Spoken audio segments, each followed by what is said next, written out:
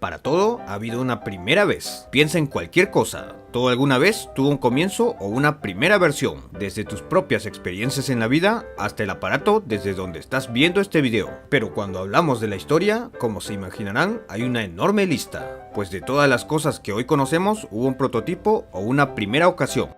Solo hagamos memoria. La primera pintura, la primera herramienta, el primer vehículo de transporte, el primer hombre en la luna, y así podríamos seguir y seguir. Pero aquí vamos por aquellas primeras cosas que no son tan conocidas, así que acompáñame a revisar cuáles son. Sin más, hoy les presento 8 cosas que fueron primera vez en la historia. Para empezar, observen bien esta fotografía, que aunque no sea muy nítida, tiene un valor muy importante, ya que es nada más y nada menos que la primera fotografía de la historia. Esta muestra un paisaje desde la finca del inventor Joseph Nicéphore Niepce en la región de Borgoña, en Francia, en 1826. Esta es conocida como punto de vista desde la ventana en Le Gras y se conserva actualmente en la Universidad de Texas y fue el punto de partida para el nacimiento de una enorme industria. La captura se elaboró sobre una lámina de peltre y se necesitaron 8 horas de exposición para registrar el techo de la finca. El inventor había estado experimentando con diferentes soportes hasta que consiguió fijar la imagen con una solución de betún de Judea y una especie de alquitrán natural. Todos los amantes de los videojuegos deberían darle las gracias a Ralph Baer, ya que sin su ingenioso invento no existirían estos alucinantes videojuegos que hoy en día disfrutamos. El 24 de mayo de 1972 fue presentada al mundo la Magnavox Odyssey, una consola que precedió incluso la popular Atari Pong. Esta contaba en sus diferentes versiones con juegos como tenis, voleibol, básquetbol y otros. La consola usaba una tecnología sencilla a base de transistores y diodos que generaban señales en la pantalla del televisor. Así pues, los jugadores deberían anotar en un papel la cuenta de puntajes. Además, dentro de la compra venía una lámina transparente para la pantalla que simulaba gráficos complejos, 2 controles, 6 tarjetas de videojuegos, barajas de cartas y otros, llegando a costar $100, hecho que no le gustó para nada al inventor. Aún así, fue un éxito de venta, vendiéndose en su primer año 100.000 unidades. Actualmente la consola se encuentra en el Museo Nacional de Historia Americana en Washington, D.C.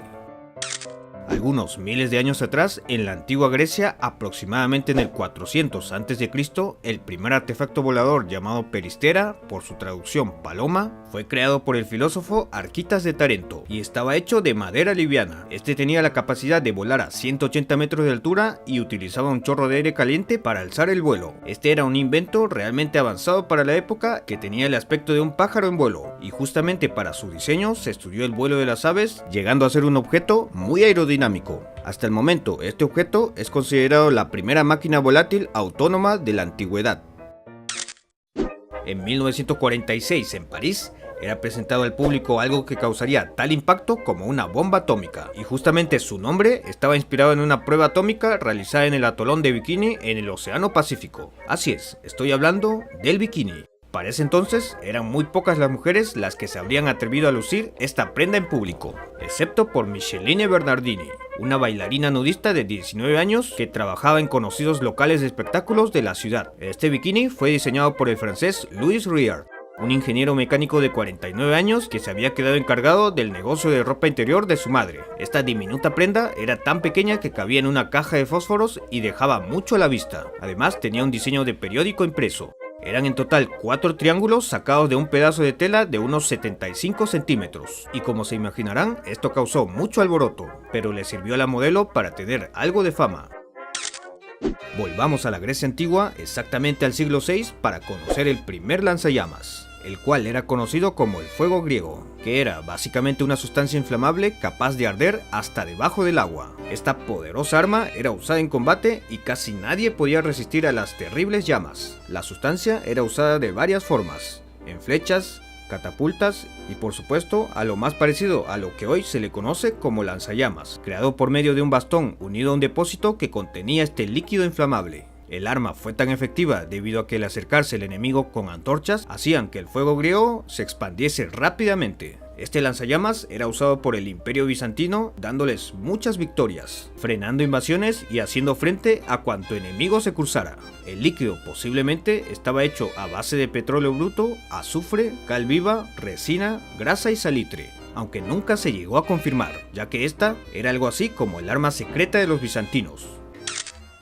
ya vimos la primera fotografía de la historia. Pero ahora conoceremos la primera fotografía submarina hecha por Louis Boutin, quien fue un pionero en este tipo de fotografías. Su fin era hacer un estudio de los moluscos usando la fotografía como base. Fue así que construyó una serie de cámaras ubicándolas a diferente profundidad. Al principio el resultado era decepcionante, pero finalmente en 1893 realizó la primera fotografía en el sur de Francia, a una profundidad de 50 metros y en donde aparecía utilizando un traje de buzo y todo su equipo de respiración. Para lograr esta hazaña tuvo que apoyarse de un equipo hermético que pudiera soportar la presión y además la asistencia de 3 personas en tierra. También usó luces creadas con arco eléctrico alimentadas con baterías. La fotografía requirió de 30 minutos de exposición, por el cual Boutin tuvo que permanecer en varias ocasiones tiempos prolongados bajo el agua, hecho que valió la pena, ¿no es así?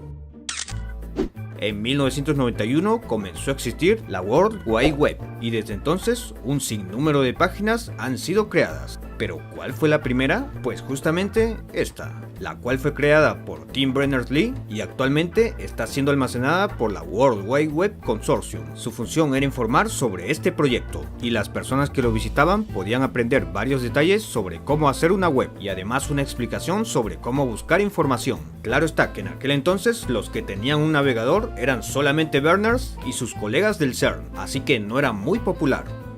Actualmente podemos visitar esta página, aunque no es exactamente la versión original de 1991, sino la de 1992. En la descripción encontrarán el link, aunque por obvias razones la web contenía solo textos. Aún así es muy impresionante ver cómo en poco más de 25 años se ha avanzado de una manera abismal hasta el punto en donde estamos.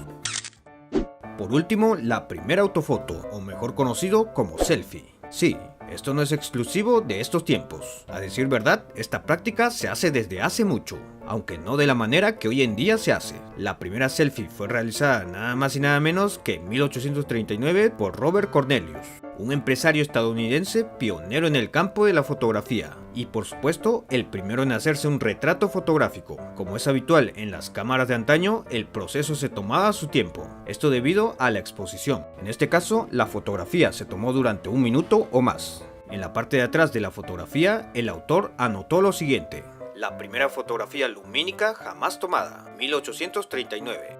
Con los avances en este campo, más adelante también se realizarían otras autofotos. Por ejemplo, el de una niña rusa de 13 años llamada Anastasia Nikolaeva en 1914. Y en la parte de atrás de la fotografía escribió lo siguiente: hice esta fotografía yo misma mirándome al espejo. Fue muy difícil ya que mis manos estaban temblando. Otro ejemplo también se daría en 1920 a manos de los fotógrafos de la empresa Byron en la terraza del estudio fotográfico Marceau en Nueva York. Me pregunto qué pensarían estas personas al ver la enorme cantidad de fotos de este tipo hoy en día, siendo ellos pioneros. Bien amigos, por hoy eso fue todo, pero si les gustó este video, comenten si desean una segunda parte. No olvides dejar tu opinión sobre estas primeras veces de la historia, y de paso, cuéntame qué datos te sorprendieron más. Usa la caja de comentarios. Recuerda que puedes seguirme en mis redes para estar al tanto de mis próximas publicaciones. Y si te gustó este video, dale me gusta y compártelo. Eso me ayudaría como no tienes idea. Y si no estás suscrito, te invito a que lo hagas ahora mismo y le des clic a la campana de notificaciones para no perderte de nada. Gracias por escucharme y nos vemos hasta un próximo video. Hasta pronto.